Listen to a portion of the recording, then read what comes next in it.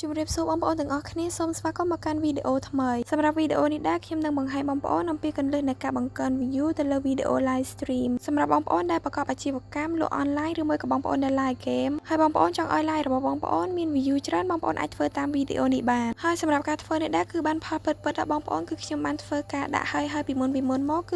នៅពេលដែលដាក់ហើយគឺ view នឹងចាប់ផ្ដើមឡើងបងប្អូនហើយសម្រាប់ការធ្វើនឹងដែរគឺអត់ពិបាកទេបងប្អូនគឺយើងគ្រាន់តែត្រូវការ link វីដេអូ live ណាមួយរបស់បងប្អូនយកមកផានៅក្នុង website គឺជាការស្រេចហើយសម្រាប់ការធ្វើនឹងដែរគឺខ្ញុំធ្វើនៅក្នុង website ខ្មែរ SMM អញ្ចឹងដើម្បីកុំឲ្យខាត់ពេលយូរយើងចូលមកធ្វើទាំងអស់គ្នាតែម្ដងជាដំបូងបងប្អូនអាចចូលទៅក្នុង live របស់បងប្អូនដើម្បីចូលទៅយក link ជាមុនសិនឧទាហរណ៍ថាសម្រាប់ខ្ញុំគឺខ្ញុំនឹងចូលមកក្នុង live បែបនេះបងប្អូនដើម្បីអាច copy link វីដេអូ live នេះបានគឺបងប្អូនឃើញសញ្ញាព្រួយនៅខាងក្រោមហើយនៅខាងឆ្វេងដៃនឹងអត់បងប្អូនចុចទៅលើសញ្ញាព្រួយនឹងមកហើយបងប្អូនអូសមកខាងស្ដាំដៃបន្តិចមកដើម្បីចុចនៅលើពាក្យ copy link បន្ទាប់ពី copy link ហើយបងប្អូនអាចធ្វើការចេញពីក្នុងវីដេអូ live នឹងបានដើម្បីចូលទៅក្នុង website វិញម្ដងសម្រាប់របៀបនៃការចូលទៅក្នុង website នឹងដែរគឺបងប្អូនគ្រាន់តែចូលទៅក្នុង browser ណាមួយដែលបងប្អូនមានបងប្អូនអាចចូលតាមរយៈ Google ក៏បានឬមួយក៏បើសិនជាបងប្អូនមាន Safari បងប្អូនក៏អាចចូលតាមរយៈ Safari ហើយបើសិនជាបងប្អូនមាន Chrome បងប្អូនក៏អាចចូលតាមរយៈ Chrome បានដូចគ្នាជាស្ដែងដូចសម្រាប់នៅក្នុងវីដេអូនេះដែរគឺខ្ញុំនឹងចូលទៅក្នុង website តាមរយៈ Chrome បងប្អូនហើយបន្តមកទៀតបងប្អូនគ្រាន់តែសេចពាក្យថាខ្មែរ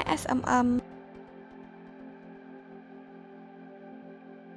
ខេបងប្អូនចុច code នៅខាងក្រោមនឹងមកហើយនៅខាងលើនេះដែរគឺជា link ចូលទៅក្នុង website របស់យើងបងប្អូនអញ្ចឹងបងប្អូនធ្វើការចុចទៅតាម link នឹងមកដើម្បីចូលទៅក្នុង website របស់យើងផ្ទាល់តែម្ដងសម្រាប់ website របស់យើងគឺមានទម្រង់បែបនេះបងប្អូននៅពេលដែលបងប្អូនបានចុះឈ្មោះចូលទៅក្នុង website ហើយនៅពេលដែលបងប្អូនបានចុចនៅតាមដំណរ link នោះនឹងនាំបងប្អូនចូលមកក្នុង website ដែលមានទម្រង់បែបនេះប៉ុន្តែសម្រាប់បងប្អូនដែលអត់បានចុះឈ្មោះចូលទៅក្នុង website ទេបងប្អូនក៏អាចធ្វើការចុះឈ្មោះចូលទៅក្នុង website សិនដើម្បីអាចប្រើប្រាស់សេវាកម្មដែលមាននៅខាងក្នុង website នេះបានបងប្អូនហើយសម្រាប់របៀបចុះឈ្មោះនិងរបៀបដាក់លុយចូលទៅក្នុង website ខ្ញុំនឹងដាក់ link ជូនបងប្អូននៅខាងក្រោមវីដេអូនេះតែម្ដងនៅក្នុង website នេះដែរគឺយើងមានសេវាកម្មជាច្រើនដែលបងប្អូនអាចធ្វើការជ្រើសរើសប្រើប្រាស់បានទៅតាមតម្រូវការរបស់បងប្អូនផ្ទាល់ប៉ុន្តែសម្រាប់វីដេអូនេះដែរគឺខ្ញុំនឹងបង្ហាញបងប្អូនទាក់ទងជាមួយនឹងសេវាកម្ម Facebook Live អញ្ចឹងជាដំបូងបងប្អូនអាចធ្វើការចុចនៅលើ logo Facebook Live នេះសិនមកហើយបងប្អូនបន្តអូសមកក្រោមដើម្បីចុចនៅកន្លែង category នេះត្រង់កន្លែងនេះដែរគឺយើងមានជម្រើសសេវាកម្មជាច្រើនសម្រាប់ឲ្យបងប្អូនជ្រើសរើសគឺយើងមានទៅដល់18សេវាកម្មសម្រាប់ឲ្យបងប្អូនជ្រើសរើសអញ្ចឹងហើយសម្រាប់សេវាកម្មទាំងអស់នឹងដែរបងប្អូនពេញចិត្តនៅសេវាកម្មមួយណាបងប្អូនអាចធ្វើការជ្រើសរើសនៅសេវាកម្មមួយនឹងបានបើសម្រាប់ខ្ញុំផ្ទាល់គឺខ្ញុំនឹងធ្វើការជ្រើសរើសសេវាកម្មដែលនៅខាងលើគេនេះបងអស់បងប្អូនគឺសេវាកម្មដែលមានឈ្មោះថា Facebook Live Stream Server 1ហើយចំណុចបន្តមកទៀតបងប្អូនមើលនៅកន្លែង CV សម្រាប់កន្លែង CV នឹងដែរគឺបងប្អូនធ្វើការជ្រើសរើសសេវាកម្មមកតង់ទៀតសម្រាប់កន្លែងនឹងដែរគឺយើងមានសេវាកម្មជាច្រើនសម្រាប់ឲ្យបងប្អូនជ្រើសរើសគឺយើងមានចាប់ពីសេវាកម្មដែលមានតម្លៃធូរថ្លៃរហូតដល់សេវាកម្មដែលមានតម្លៃរៀងខ្ពស់បងប្អូនពោះសេវាកម្មដែលមានតម្លៃកាន់តែខ្ពស់គុណភាពរបស់សេវាកម្មហ្នឹងក៏កាន់តែល្អបងប្អ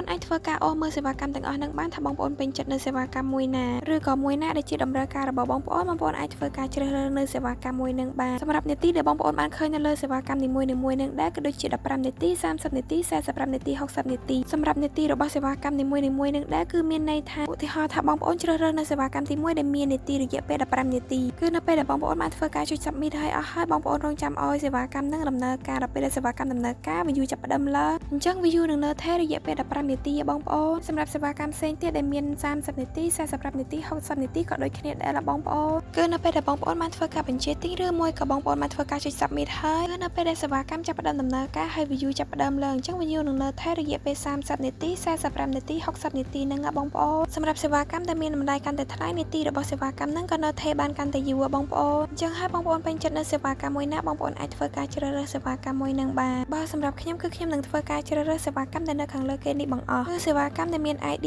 code 4668 Facebook Live Stream View stay 15 មីនិតដែរបងប្អូនសម្រាប់សេវាកម្មនេះដែរគឺបងប្អូនរងចាំរយៈពេល11នាទីក្រោយបន្ទាប់ពីបងប្អូនបានចុច submit ហើយនឹងដឹងលទ្ធផលឲ្យបងប្អូនហើយចំណុចបន្តមកទៀតបងប្អូនមើលនៅកន្លែងប្រអប់ link សម្រាប់កន្លែងនឹងដែរគឺខ្ញុំនឹងធ្វើការផាស link ដែលខ្ញុំបាន copy ពីដើមវីដេអូមកក៏បងប្អូនសម្រាប់បងប្អូនដែលអត់បាន copy link live ទេបងប្អូនក៏អាចចូលទៅក្នុង live របស់បងប្អូនហើយបងប្អូនធ្វើការ copy link នឹងដើម្បីយកមកផាសនៅក្នុង website នេះវិញបងប្អូនសម្រាប់របៀបនៃការផាស link នឹងដែរគឺបងប្អូនគ្រាន់តែសកត់ទៅលើប្រអប់ link នឹងលោតអក្សរផាសមកឲ្យបងប្អូនអញ្ចឹងបងប្អូនចុចទៅលើអក្សរផាសនឹងទៅគឺបងប្អូនអាចផាស link នឹងបានហើយចំណុចបន្តមកទៀតបងប្អូនមើលនៅកន្លែង quantity សម្រាប់កន្លែងនឹងដែរគឺបងប្អូនធ្វើការដាក់ចំនួន view ដែលបងប្អូនចង់បានសម្រាប់កន្លែងនឹងដែរគឺបងប្អូនអាចធ្វើការដាក់បានចាប់ពី20 view ទៅដល់20000 view បងប្អូន អញ្ចឹងនៅចន្លោះតួលេខនឹងដែរបងប្អូនចង់ដាក់ប៉ុន្មានក៏បានដែរអាស្រ័យទៅលើតម្រូវការរបស់បងប្អូនផ្ទាល់ប៉ុន្តែបងប្អូនត្រូវចាំថាបងប្អូនអាចដាក់តិចបំផុតគឺត្រឹម20ហើយនិងច្រើនបំផុតគឺត្រឹម 20000 view បងប្អូនឧទាហរណ៍ថាសម្រាប់ខ្ញុំគឺខ្ញុំដាក់ចំនួន20 view បងប្អូនអញ្ចឹងនៅពេលដែលបងប្អូនដាក់នៅចំនួនដែលបងប្អូនចង់បានអស់ហើយបងប្អូនមើលនៅកន្លែងឆាតសម្រាប់កន្លែងនឹងដែរគឺនឹងគិតលុយស្រាប់ៗឲ្យបងប្អូនតែម្ដងថានៅពេលដែលបងប្អូនដាក់ចំនួនប៉ុណ្ណេះតែបងប្អូននឹងត្រូវចំណាយលុយអស់ប៉ុន្មានណាបងប្អូនប៉ុន្តែសម្រាប់កន្លែងឆាតនឹងដែរគឺវានឹងប្រែប្រួលអាស្រ័យទៅលើចំនួន view ដែលបងប្អូនបានដាក់នៅខាងលើឧទាហរណ៍ថាបងប្អូនដាក់ចំនួនលើសពី